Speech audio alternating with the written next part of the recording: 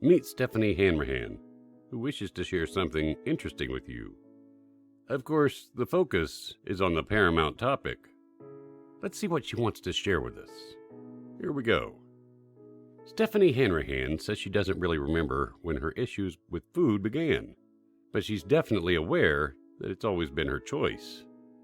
Truth is, she has always found immense pleasure in what she feeds her body, and then immense disgust with how she feels afterwards. When young, Stephanie did not find anything giving her greater joy than an Entenmann's donut in Beverly Hills 90210. She would quietly march into her room and stuff her face in front of the TV. Peace and pastries. She can't help it. Her body craved for it. She enjoyed every second of the sweetness and the solitude as well. That indeed was a magnanimous period of eating for pleasure. Then, in college, Stephanie realized that she loves fast food as well. Her roommate and she would indulge almost nightly before their rotation at the hospital. She looked forward eagerly to that salty goodness each day. But that was the time shame snuck in. Those weren't healthy choices. Those were choices one should hide. She can't hide hunger. She doesn't want to do something wrong. So she thought it best to hide her habits. Let's see how. On her way to visit her boyfriend, Stephanie would swing through Wendy's, down a burger in her car, hide the evidence, then go to dinner a few hours later like an elegant lady. Salad only, please. Later, when Stephanie had a more unstable relationship, she learned about emotional eating. She didn't feel quite desperate to be loved when she felt full on an entire pizza. That, indeed, was the period of self-conscious eating. Eventually, Stephanie's focus turned to her body. All of a sudden, she felt larger than the life she was leading, too big to blend in, when really, she was anything but. The mind can be a warped, messy battleground. When Stephanie moved to Dallas, all the women looked like movie stars. Blonde with bountiful boobs, thin waists, and faces full of makeup. Within her first week of living there, she went in for a haircut and told the stylist she felt so out of place, and she'd never be able to compete with those women. He stopped his snipping just long enough to say, "Sure you will, if you're willing to pay enough." But Stephanie didn't have money for plastic surgery to enhance her chest, or her life, so she joined a gym. That, indeed, was the period of compulsive exercise. Incidentally, at the time, Stephanie met her husband, and he was the most acceptable man she'd ever encountered. Even if she had worn a potato sack, she'd still have appeared sexy to him. It was the most loving relationship, and in an effort not to mess it up, as she had done in the past, she put herself in therapy. At that time, she had no idea that it would backfire. The counseling was curing her of some major issues, but once those were resolved, her mind didn't have anything to obsess over except, of course, her body. So she became an over-exerciser and an under-eater. The result, she became the tiniest she'd ever been.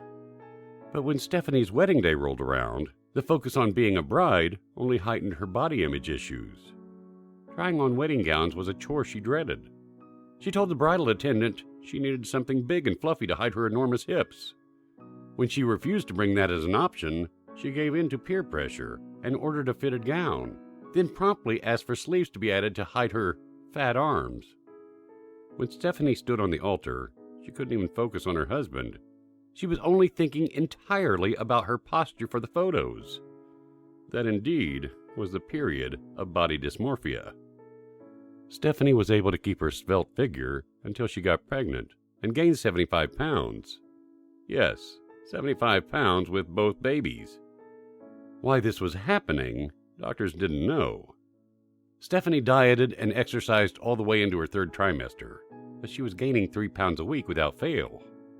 After her daughter was born, luckily, Stephanie was able to get back to her pre-pregnancy weight with the aid of medication. But with her second child, neither that nor anything else worked. Stephanie is in the gym 5 days a week. She eats clean. She eliminates food items. She tried all the tricks, tried very hard, but to no avail. Stephanie is still notably heavier than the past when she had conceived him. Often, she thinks she's being punished for the days of being so thin and feeling so big. Now that, indeed, is the period to find one's self-worth. Now the deal.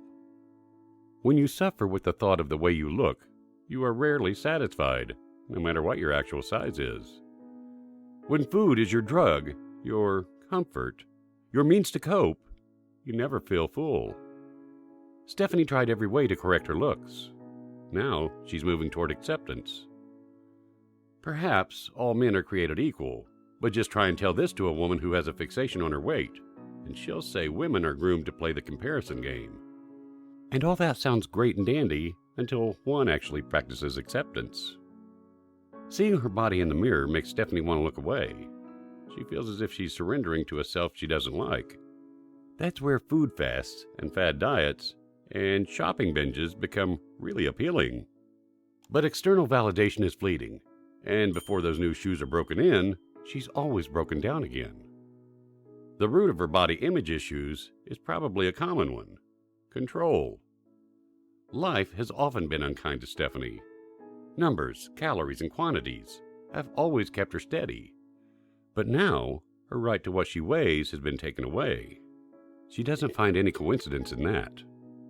Stephanie now looks at this life and her body in a new way, and it's horrifically hard. Right now, her biggest win is that she has stopped her daily tracking and has put away the scale. Baby steps in a big game. Oh yeah, it's made her feel better, and she runs toward that which lightens her life, although it's a little thing.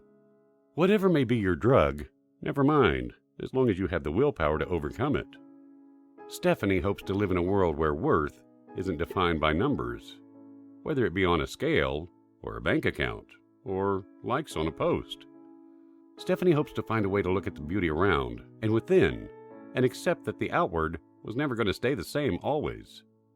She hopes to live long enough to see saggy skin and stretch marks become a style. That would mean she has aged well and has watched her children grow. Stephanie strongly reiterates that there's a lot of worth in us, and if yours, like hers, is buried underneath, then dig it out and eat that donut without guilt. Put the scale away and weigh other areas of your life for what they're worth.